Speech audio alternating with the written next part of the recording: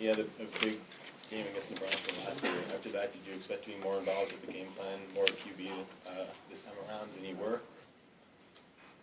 I never really know what's going to happen. I'm sure the defense is going to change a little bit from last year to this year, so we're not going to have the exact same game plan. They're going to try to stop some things that worked last year, and they did a good job of that. And I was in some different situations than I was last year, but we just didn't go out there and execute, didn't make plays, and we need to make plays.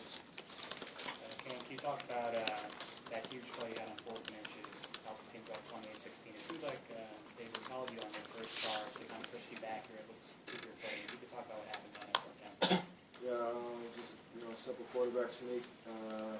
My center, Brandon Tyler, is going to tell me which way he's going. Usually to the tightest nose guard. Try to get in there at first. They kind of stuffed it a little bit. Rolled off to the right and ended up picking up the first down. Okay. What does this do to your team? Like, how do you guys bounce back from a loss like this after up by 12 with Hayden? Flush it. You're going to have highs and lows in these games of football. It's not the first game we've lost. And, obviously the fashion that we lost is disappointing, especially when we felt like we had real control most of the game. But, we just got to flush it. We got some good games coming up ahead of us. And, we still have all of our goals in front of us. We're not in control of that anymore. Some things have to happen. But, if we play the way we're capable of, we'll still, be in that conversation for the champion of this league. Hey, Damian, a couple questions. One, the play where you and Bus kind of collided on that. You talked about that play, and then just Nebraska driving, last 2 drives at the end. That play was just just one of those freak things, breaking towards the ball as we, as any defense would do.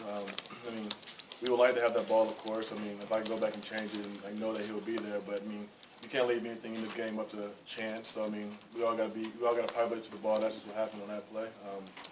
Last 2 drives, they just made plays when we didn't. That's nothing more needs to be said there. We were there on top of every route. We just made plays and we didn't. We got to capitalize on that. We got to improve on that area in our defense.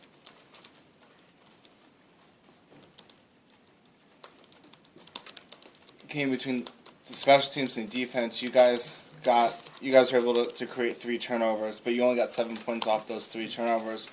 What kind of happened? You guys weren't able to take those takeaways and convert them into points. Didn't get first down. Offense is, for me, it's all about getting in the rhythm. It's tough to get in the rhythm when you're going 3 and out and we're not converting first downs. So that's something we've got to fix. And what happens, we put a lot of burden on our defense, and now they got to go, save us again. And the way we played today, wasn't really acceptable to our standards. And something we got to fix. And when they're out there making plays for us, we got to capitalize. So we'll try to fix that this upcoming week. Kane, you said offense is all about getting into rhythm. Is that more difficult, or have you gotten used to it? You've been playing, different positions, different roles, different assignments.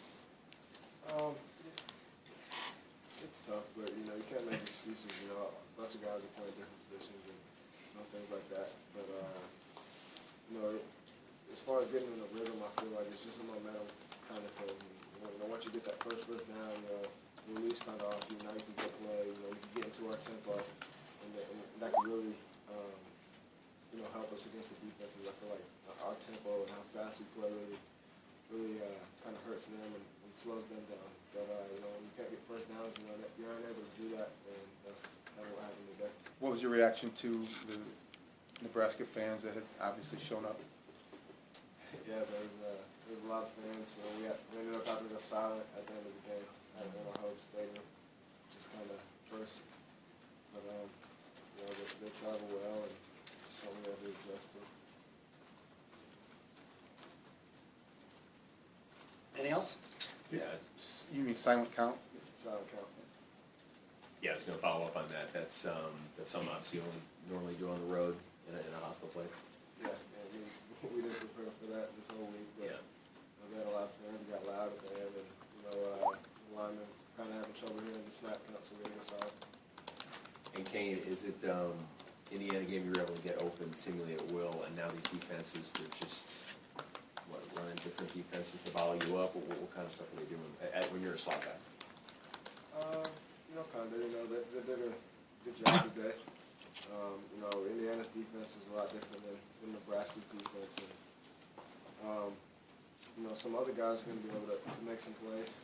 And, you know, we got playmakers all around, and they just got to go out there and make plays, you know, myself included. And, you know, we didn't do that today. Okay, now Coach Fitz mentioned that they had 8 or 9 guys in the box for a lot of that game. If you could talk, it seems like Nebraska was trying to key in on the rushing game, whether it was you running outside or Ben. If you could talk about kind of the look they gave you guys early in the game. They played a lot of man, you know, and, you know, when they're loading up the box like that, we got to make some plays on the outside. You know, we did a couple times with TJ on that touchdown, and we had some other shots that we just got to convert. The guys got to make plays. You know, and you know, our rushing attack is probably the biggest weapon that we have, and when that's going, I feel like, you know, we're going. And they did a good job with the rush today, as far as us running the ball, and you know, something that we got to fix. During the week, did you guys work at all on maybe you throwing the ball downfield? I was just wondering if during any of those 8 or 9 man looks, there was ever an opportunity for you to audible and maybe throw the ball downfield yourself? Few times. There's one play action in the end zone that kind of happened the way we want, but you know, our receiver got held up a little bit and ended up getting out. So you know, we took our shots, and you know, a lot of them we just didn't convert. You know, when we take shots, you know, as well as receivers and quarterbacks, we kind of got to, you know, take that personal into, you know, the coaches are trusting us to go make a shot. We got to convert, come down with the ball, and make a big play. Damon, you talked about the near interception with Boss, and then Ibrahim almost gets a pick on the next play. Is it demoralizing at any point when you have so many opportunities to make a big play and you guys just aren't able to do it? I would never call being there or being around the ball to make a play demoralizing. We just know that we're there. We know that those plays will land for us. We keep focusing, keep practicing the way that we have been practicing, the way we continue to practice. Those balls will fall in our laps. I mean, that's something that you can't be mad about, that the person was on top of the ball, you know, at any given point in the game.